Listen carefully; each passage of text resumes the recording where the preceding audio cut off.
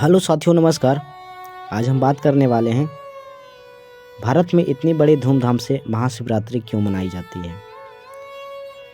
कहानी शुरू करने से पहले आपसे रिक्वेस्ट करना चाहें कि आप हमारे चैनल पर आए तो ज़रूर सब्सक्राइब करें, ताकि हमेशा ऐसी कहानी जो ट्रेंडिंग होता हो, जो ऐतिहासिक होता हो, सारी कहानी और वीडियो हम आपके लिए लाते रहें।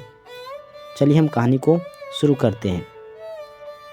महाशिवरात्रि जो भोलेनाथ और माँ पार्वती का जो विवाह हुआ था, इसी दिन हुआ था, इसलिए बड़े धूमधाम से ये महाशिवरात्रि को मनाया जाता है।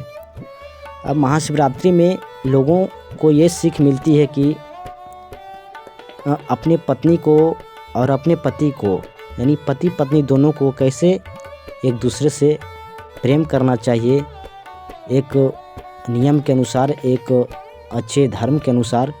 ये सब इसमें देखा जाता है और हमेशा ज़िंदगी भर एक ही दिमाग से, एक ही वातावरण से और एक ही व्यवहार से चलना चाहिए। ये हर एक जो भी पति पत्नी आज के समय में है, ये महाशिवरात्रि से सभी को सीख मिलती है। महाशिवरात्रि से सीख मिलती है कि कैसे अपने पति को सेवा करनी चाहिए और कैसे अपनी पत्नी को भी सेवा करनी चाहिए, उनका इज्जत करनी चाहिए, उनका सत्कार करनी चाहिए। ये सभी कुछ महाशिवरात्रि से हम लोगों को सीख मिलती है, जो भारत के निवासी पूरे धूमधाम से इसको महाशिवरात्रि को मनाते हैं। अब आज के समय में ये देखा जाता है कि जितने भी पत्नी हो या पति हो, क्या भगवान शिव और माँ पार्वती के जो रेखा खींची है, यानी जीवनचर्या, यानी ज़िंदगी को कैसे बिताना है, क्या कितने आज के पति और पत्नियां जो हैं ये उनके राह पर चल रही हैं। हम आपसे पूछते हैं, आप कमेंट बॉक्स में कमेंट कीजिएगा, क्या भारत में या कहीं भी पूरे वर्ल्ड की बात किया जाए तो कितने लोग हैं जो अपने पति को, अपने पत्नी को जो होना चाहिए व्यवहार, कर्म और जो भी पति पत्नी का जो होता है रिश्ता, वो हमेशा अभी निभा रहा है। बहुत कम मिलेंगे। आप देखेंगे बहुत सारे न्यूज़ कि पति पत्नी में हमेशा झगड़ा होती है, पत्नी जो है दूसरे से लगाव कर लेती है, पति भी दूसरे से लगाव कर लेते हैं और बहुत सारे ये सब होते होते परिवार बिखर जाता है। तो न्यूज़ वगैरह में आते रहते हैं, क्योंकि आज जो है बहुत समय आगे निकल गया है।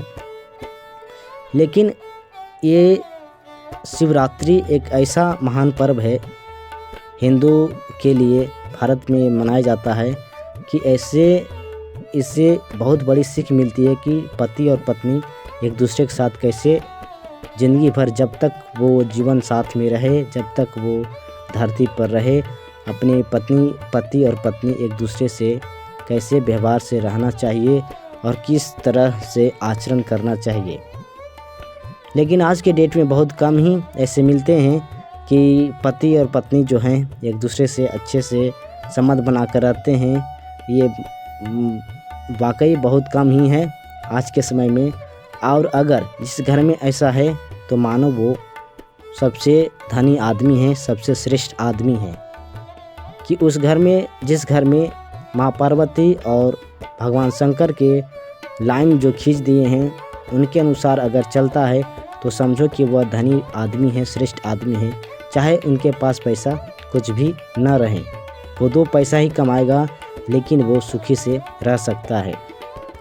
आज के समय ऐसा है कि बड़े बड़े आदमी जो बहुत पैसा कमा रहा है, लेकिन वो शांत से नहीं जी पा रहा है। वो कुछ दिन के बाद वो उनका परिवार ख़त्म हो जाते हैं, वो खुद भी ख़त्म हो जाते हैं। क्या इसका कारण है? तो इसका कारण है कलह, कलेश और पत्नी का जो आचरण, व्यवहार जो होता है गलत हो जाता है, जिसके कारण आदमी उनको बर्दाश्त नहीं कर पाते, झेल नहीं पाते और फिर खुद को अपने ही समाप्त कर लेते हैं। ये आज के न्यूज़ में, अगर आप न्यूज़ और वीडियोज़ या जितने भी खबर आप देखते होंगे ये सारे, तो क्या हम सही बोल रहे हैं या गलत बोल रहे हैं, आप कमेंट बॉक्स में कमेंट ज़रूर कीजिएगा।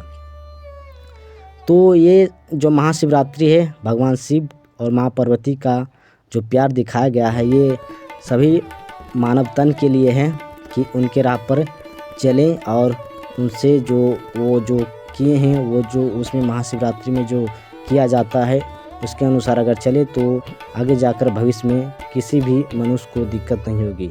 ये कहानी से क्या सीख मिलती है ज़रूर कमेंट बॉक्स में कमेंट कीजिए।